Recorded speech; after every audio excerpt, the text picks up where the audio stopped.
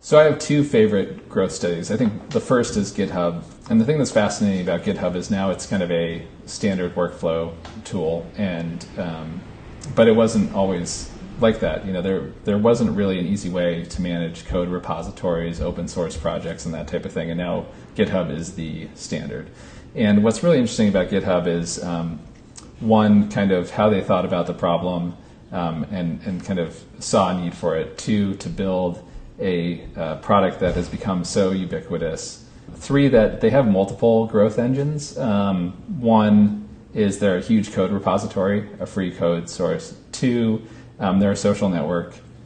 Three, they're an identity system now for developers. Now people don't ask a developer for a resume, they ask to see your GitHub repo. And then four, of course, they're this massively critical workflow tool. And then also how they thought about their product from a monetization standpoint. They are freemium, but their paid product their free product doesn't cannibalize their paid product, because they drew the line around repo privacy, and that's something that companies would gladly pay for. And so I think all of those elements make it really fascinating. I think my second favorite one is WhatsApp. And WhatsApp is really fascinating because back in the late 90s, Josh Koppelman wrote a really seminal piece about this notion of the penny gap and consumer services. And at the time, he was talking about online music sharing services, so the difference between like Napster and Kazaa versus a paid program at the time. And basically what he said is that traditional economic theory says that the lower the price goes on something, the more the demand is. But that online, that's actually not the case, that it's true to a point, but that when you get between the difference between free and 1 penny, there's a massive difference. And by being free, these companies could grow to a size that they couldn't grow to otherwise. And being free is actually less expensive than being paid and trying to acquire customers via a paid model. And so you look at the App Store today in the top charts, and that's true through and through. Like the highest grossing apps are all free with in-app purchases, except for Minecraft. So if you're not Minecraft, you need to be free. And so I thought what WhatsApp did was really interesting is that most free products are either in-app purchases or ad-supported. And WhatsApp didn't want to be ad-supported. They're completely anti-ads. So the WhatsApp team was able to put a twist on the penny gap problem by making a year-long free trial. It's a paid product, but you get to use it for so long that there's such user lock-in that by the time you get to the year, of course you're going to pay $1 for it because it's a key part of your everyday life. And so I think that that focus, along with the international first focus of, we're going to build for every phone. We're going to build for Android feature phones, not be iOS first. Those were some really smart decisions that they made very early on. So those two are probably my favorite. Some of the best products get created because the founder saw a need and built the product for themselves. And that's very much the case with Growth Hackers. I think, like any good marketplace, Growth Hackers is like a Hacker News for growth marketers. Any good marketplace needs supply in order to create demand. And so Sean and I talked a lot about what the single player mode is for Growth Hackers, right? We're going to aggregate content from a bunch of different sources, but there should be a mode where people can come and get inherent value out of the site, even if the content supply isn't amazing from kind of third parties. And we really started talking about uncovering companies' growth engines as a way to create kind of this unique content that didn't exist. If you Googled around for things like how did Airbnb grow, or how did Square grow, and all of these types of companies, you didn't find much. You found a couple of Quora threads, maybe a couple of random blog posts, a Wikipedia entry, but there was no canonical, here's the story of this company's growth engine. And he and I and the rest of the team, we love sitting around talking about it, trying to reverse engineer it and try to figure out what actually is in the DNA of these companies that made them grow. So it really was a kind of a personal fascination, and also, a bit selfish. Hey, how did the fastest growing SaaS businesses grow? How do companies that are focused on this market grow? How do mobile apps grow? And really understand what those, what the core building blocks of those engines were. And so we decided to start writing them. And for me, they were just fascinating. I don't have a lot of hobbies. Growth is my hobby. And, to my wife's dismay, she's like, that is not a healthy hobby. But yeah, it's my hobby. I don't collect anything. I don't have any vinyl records. I study growth companies.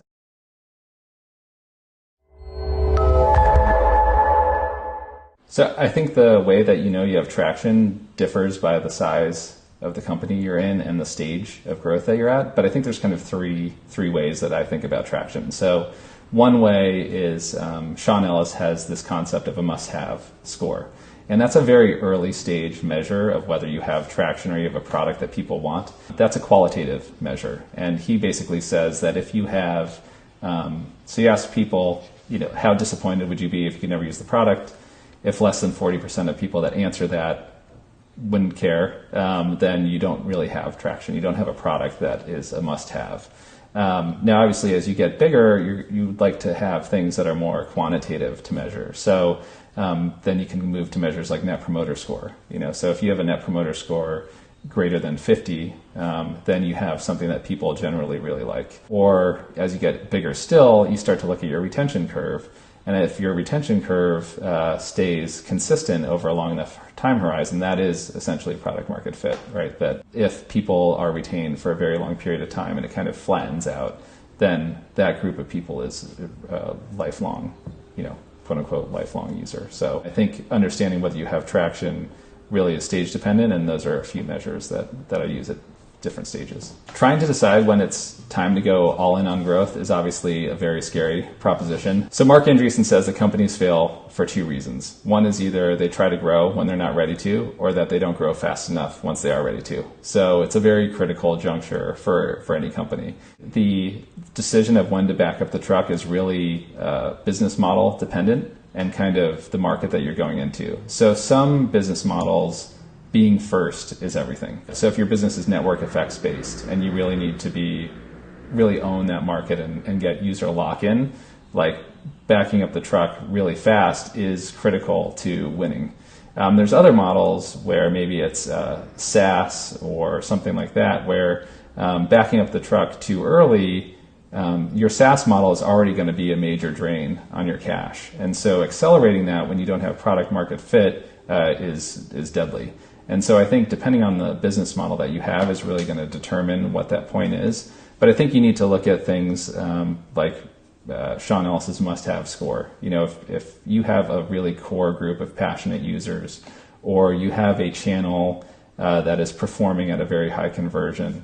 And I think you have to look at it holistically. So you can't look at how's my customer acquisition rate, or what's my monetization, or what's my retention independently. You have to kind of look holistically at it and make a judgment call, like, do I have a sustainable growth engine here where I'm acquiring customers at a rate that works with my model, I'm retaining them, I'm monetizing them if that's the model, and then I'm gaining referral, and I have kind of a loop developed. So depending really on the model is when you're going to determine whether to back the truck up. But I think it's when you feel like you have product market fit and you have kind of a performant marketing funnel and loop in place. Companies that have scaled really well, I think, are some of everyone's favorites. So Airbnb, I think, has done a tremendous job of scaling growth. New Relic has done a tremendous job of scaling growth. Stripe has done a great job.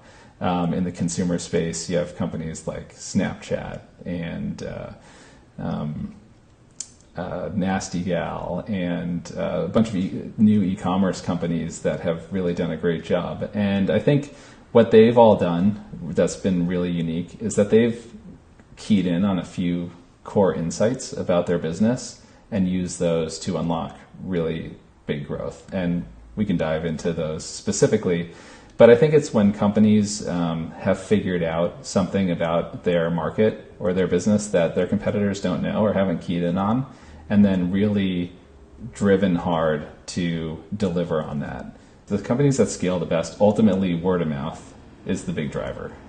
So there's a bunch of early stage tactics, channels, they can be non-traditional or traditional that get the ball rolling. But ultimately, it's this must-have experience of the product and word of mouth about that must-have experience that helps the company really scale really, really large over time. So the best companies are the ones that have figured out how to go from those early stage tactics to figuring out what their must-have experience is, and then facilitating that word-of-mouth growth to really scale up really large. Tinder, Whitney Wolfe flew from college to college, sorority house to sorority house. And she really did two things. So most people think of it as like, oh, that's cool. She's going and she's onboarding new users, but it was actually a bit more nuanced than that. So the first thing is, because Tinder is location-based, with any marketplace, you need supply, right? So supply fuels growth, and without supply, you have no buyers. And so if you think of a dating app as a marketplace, then you need localized supply to make the app worth anything. So by going from sorority house to sorority house, she's able to build local supply very quickly. The other thing is, by focusing on a very dense network, a very small niche, right? Like, she didn't go college to college. She went sorority house to sorority house. And then you're focused on a network of college students who have very tight ties, right? It's a very dense network, the Greek system. So not only was she seeding supply locally, she was also leveraging network effects. And sometimes network effects can be really hard to get going. But by focusing on such a small, tight-knit community, she was able to really amplify localized network effects. And so that really helped that app explode. And then as they get bigger, obviously, they start to get more word of mouth, a lot of press. Obviously, that company had a lot of tumultuous stuff, but just kind of focused on the product. Then they go international. They go to new platforms like Android. Those things are much different than kind of this very early stage stuff. So I think if you look closely at some of these really big companies, you will see these early stage things that definitely look different. I think what's interesting too is, if you look at big companies and you try to reverse engineer how they did it, big companies, when they're big, like to tell a brand story.